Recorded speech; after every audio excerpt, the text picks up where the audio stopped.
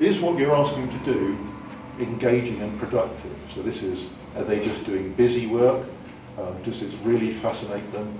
Are the kind of things they're doing in order to complete the assignment exactly the right things that they'll learn from? Is that the best learning activity you can think of, rather than the best thing to produce something you can mark, you can think of?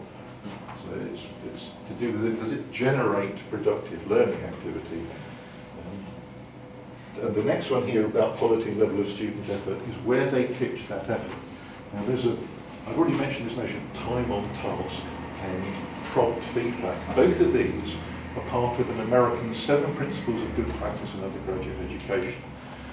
About 15 years ago, the Ford Foundation locked up the top education, higher education educationists in America in the Wingspread Centre and said, don't come out until you can summarise everything that we know about what makes a difference about the student learning outcomes on one side of a piece of paper. And they produced these 7 principles, and they're brilliant. So one of them is good practice emphasises time on task, another one is good practice emphasises prompt feedback. Another one is good practice communicates clear and high expectations. And I think we've lost the high bit. I think the QAA think that if you write down learning outcomes, then you've done your job. What it doesn't do is communicate to students at what level are those outcomes are meant to be demonstrated or achieved. What counts as a good enough level? What does really good work look like? What should I be aspiring to? The engagement comes from students feeling something like, blimey, that looks difficult, but I guess if I really knuckle down, I'll manage it. That's what you want, something like that. Not, hey, I can do that. Because you won't get the effort that way. And I think there's been slippage because the QAA have brought into learning outcome statements as defining standards. Learning outcomes do not define standards. They only define the broad area you're working in. Standards are defined in much messier, floppier ways by seeing what good work looks like.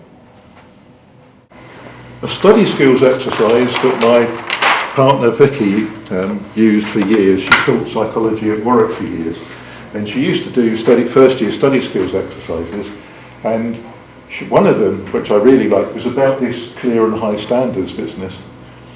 And she would take an essay question like, compare and contrast the effects of blindness and deafness on language development. It's a child development course.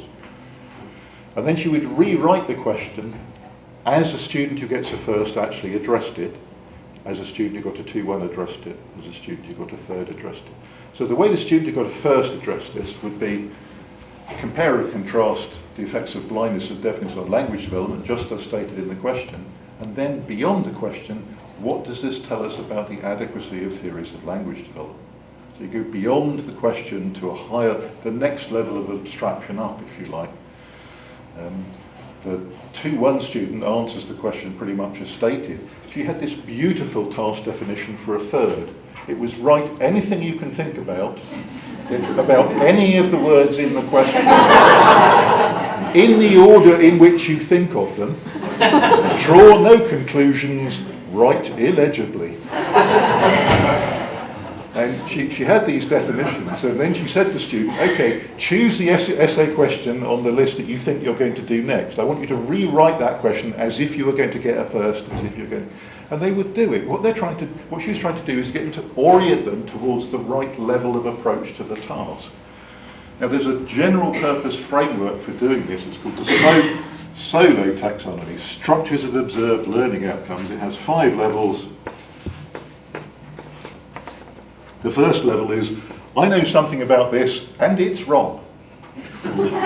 I know something about this and it's right. I know lots of things about this. They're all right, but they're not joined up. It's just a list. We give people 2 2s for that. We sometimes give them 2 1s for that. Level 4 is called relational. And it's, I know something about this and it's related to that, and so I can conclude the following. So the stuff is joined together by arguments in some way.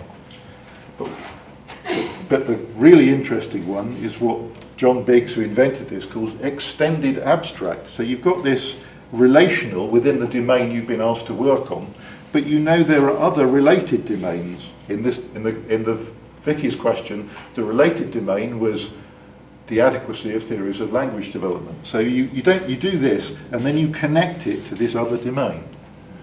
then it's connecting domains, which is the high-level higher education outcome. You can get a physiotherapy nurse to take a psycho-biosocial approach to deciding what to do with the patient. 3 different domains of knowledge brought together, and then you make a sensible care plan. And that's what physiotherapy nurses, they're trying to do. And I'm sure there's the equivalent thing in history or in philosophy. You could take that bottom diagram and say, what are we talking about? Now the task here for students is to get them to understand, because it's really difficult to understand what that is. Somehow you've got to communicate what extended abstract means.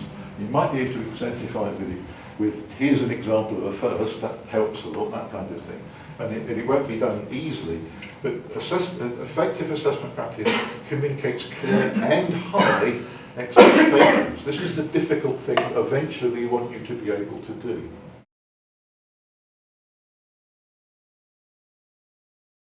It's not just 18-year-olds that struggle with this.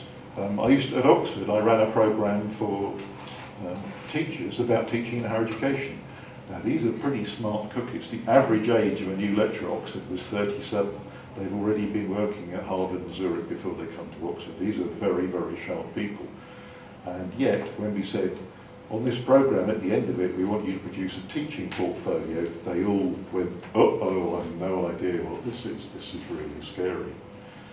And we got to the point where the first meeting of the year we had with this group of academics, we laid out on the side examples of the best teaching portfolios from the past couple of years and say, we want you to be able to produce something like that. Spend some time reading them, looking at them, thinking about them, and then we'll have a discussion about what it is. And they generally thought, hey, this is quite interesting, because that was jolly interesting reading that stuff, but I've no idea how to do it. And we say, don't worry, we'll teach you how to do it, but that's what we're aiming at. We're trying to orient them towards quite a sophisticated thing they could do, which is to think about teaching in sophisticated ways. That's what we're after.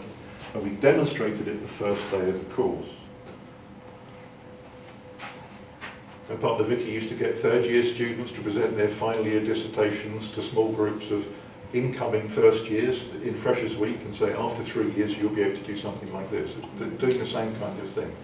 This looks completely impossible now, but let me assure you, if you work hard, you'll be able to do it. Clear and high expectations.